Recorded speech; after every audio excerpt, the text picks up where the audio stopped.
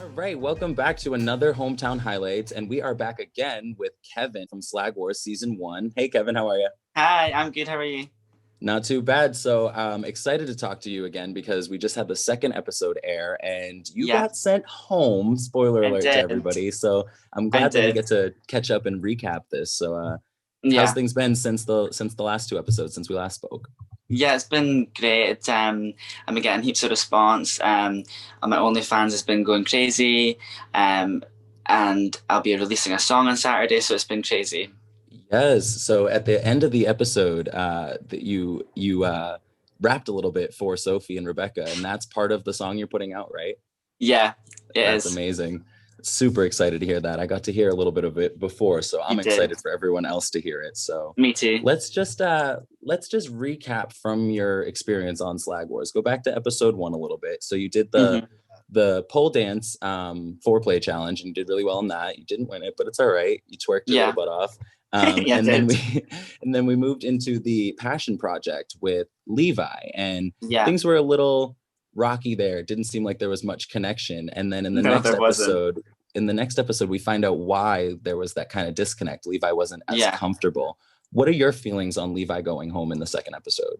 Yeah, I think that if you're not feeling it and you don't want to be if you don't want to put yourself out there for, a whole world to see, and you don't want to like get into the competition and be stupid and just try to do your best, then I think it's best for you to remove yourself, because if I was feeling like that, I would do the same. Definitely, especially it's like I was watching the live with Topher, and it's all like consent is a big topic, and it's just he wasn't comfortable, and that no one's in the business of making anyone forced to be comfortable with it. So I think that was Yeah, probably the best choice for him as well. Um, yeah, I agree.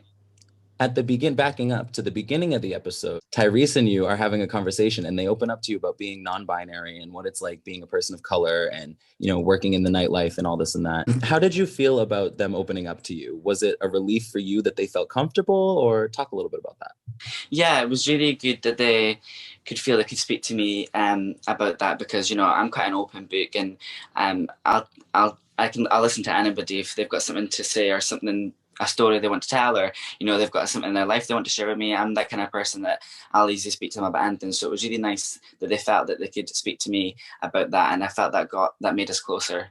That's awesome. In the background of that conversation, Gustavo, Nikki, and Cameron are seen having a conversation, and it's about Cameron's life growing up and how he was really kind of shunned from his family and Yeah. the religious community they were in. Is that something you've experienced, or has your family been pretty open to you in your life? No, so yeah, I've been really grateful and blessed that, my family are really accepting. I haven't really had any trouble about that. The only trouble I had maybe was growing up with like boys at school and stuff. So I don't think Cameron would want me to say I feel bad for him, because he doesn't really like people saying stuff like that. So Yeah. I feel for him that he had to go through that, but I'm sure he's doing great. But yeah, it's really sad. And I don't know who mentioned it, I forget, but someone mentioned that it's why it's really important to have a gay scene. And I know you grew up in Aberdeen, a very small city, not much of a gay scene. How Yeah. important is it to you now, knowing what that means so much? Like, is the gay scene very important, or? I wouldn't say the gay scene is very important. I think that having gay friends, non-binary friends, trans friends is important. I think having like that kind of same understanding, maybe not in all aspects, but in a lot of aspects of like, even just like, for advice or whatever, I've not really had that. So now I do, with the whole Slag Wars cast, which is good. That's amazing. Yeah, I noticed that you said you made a bunch of gay friends now since all this, but before you didn't really have many. And that's good to have that kind Yeah, of like support, people you can bounce stuff off of, people you can feel comfortable definitely. being around. Yeah. And then next we had the ASMR foreplay challenge, which I thought was hilarious. I was sitting there Yeah, cracking up at every single one of you. No it matter was what you funny. said, it would have been funny. Like speaking into one of these mics is like golden, especially whispering. But you were talking about pour your haggis all over me. Yeah. It's like, I had no clue what the fuck haggis was until that Needed. episode. Oh, yeah. So, the cast was like making fun of my accent in a funny way, though. It was said in jest. It was just like teasing, and um, I can't remember how haggis came out. I'm sure somebody said, "Do you eat haggis?" I can't remember who it was. And then when I was in that moment in front of like everybody, I just said it. I don't know why I said it, to be honest. It was super funny. Everyone had a blast during that one, I think. So then we moved on to the passion project, the kink photo shoot. Was Mhm. and you were paired up with Kane Yeah, for the spanking challenge. yeah. Was that something you've done before? Is that something you do in your personal life, or is that all new to you? I mean, yeah, I was spanked the boy before, but but not in that kind of environment. And yeah, it was a lot to take on at the time. I feel like it's completely different when you're in the comfort of your own bedroom by you two, Yeah, just I yourselves, think versus a whole camera crew plus two other people plus, yeah. yeah, 100%. Like, um, well, in Bob the Drag Queens in Alaska's review, Alaska was like, two bottoms don't make a top and all this, and Kevin's not dominant, but you know, I can actually be when I'm not in front of a camera. So Yeah. So they had a lot to say about the fact that you were smirking in the photo. I think they yeah. were, my personal opinion, not that it's my place as the interviewer here to put personal opinion, but I think that that made more to, like, it made the photo a little bit better. I Hmm. think they were too heavy on critiques. What did you think about their critiques? So I love the picture, so I think the smile does add to that. But I think they were basing it on when we were actually doing the photo shoot, and I was laughing nonstop. So Yeah. I think we were lucky we got a nice picture. Um, Sam obviously caught it at the right time because we both were just like in hysterics, and I think that um yeah, we were both laughing. Kim was laughing too. So, but yeah, it was If I was the dominant, so it was me that was going home. Yeah, it was supposed to be like super dominant, super serious, but I think, I mean, as reality TV goes, it was funny to watch because like Emily was like, "It's a photo, you don't have to actually I know, and I was hit like, oh, them." sorry. I said, oh, Beating the sorry for shit out that. of Kane. I know. Um, and how was it working with Emily? Because I got to Yeah, it talk to was really. Cookie and some of the other Mhm. contestants about their experience working with Matt and then Cookie. How did you feel working with Emily? Really good. Yeah, she's super nice. Even off camera, she was really nice, and she actually messaged me when I got back from filming, and she was like, "You know, you're such a lovely guy. You're such a genuine guy. I can't wait for you to see you shine." And I've messaged her since as well. So I'm still in contact with her, somewhat as well. She's awesome. I loved her accent. She had Yeah, me she's hot. hot. Right.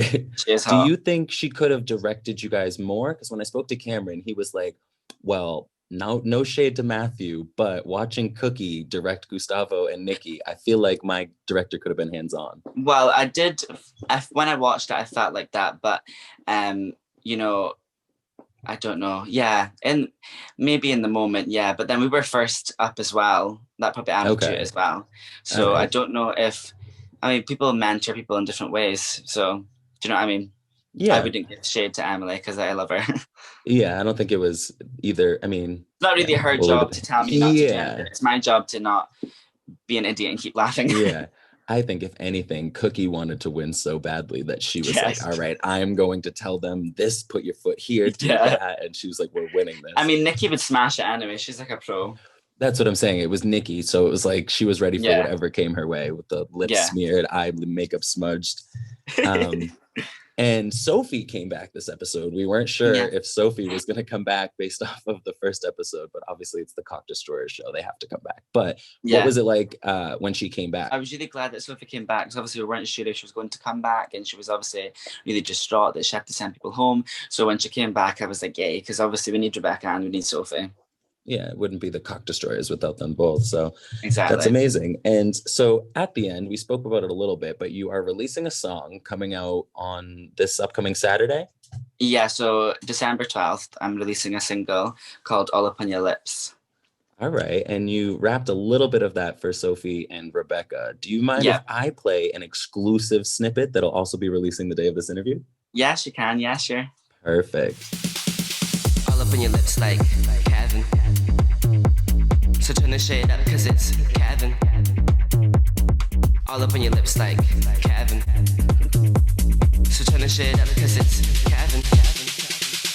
That's it. All up on your lips. Yes, that is the chorus, and it has been stuck in my head since I got to hear it the other night. And I think everyone is gonna love the whole song. So it's I definitely a hope so. gay vibe, bop, dancey Yeah, it is. dance number. So that brings us basically to the end of our interview. I'm glad we got to do another little recap. What do you want to say to your fans that are all sad that you went home? I just want to say, so thank you so much for supporting me from the start to the end when the series ends in a couple of weeks. And, you know, I'll have more stuff coming soon. I will be doing more music. I'm still going to be making lots of OnlyFans content. And yeah, and it's onlyfans.com/cuntkevin.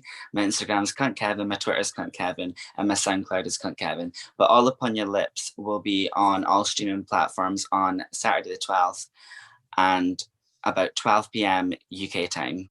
Yeah, I can't wait for everyone to hear it. And I have to give another huge thanks to men.com and Daddy Couture, because without them, this show wouldn't be possible. And if the show wasn't possible, I wouldn't be doing these interviews. So a huge thanks to them. Another huge thanks to Sophie and Rebecca, especially Sophie for doing the first interview, opening the door for all these. And you already plugged all your social media, so we're all good there. Mm-hmm. And stay tuned for everything Kevin's got coming out, you guys. All right. Bye, Kevin. Bye.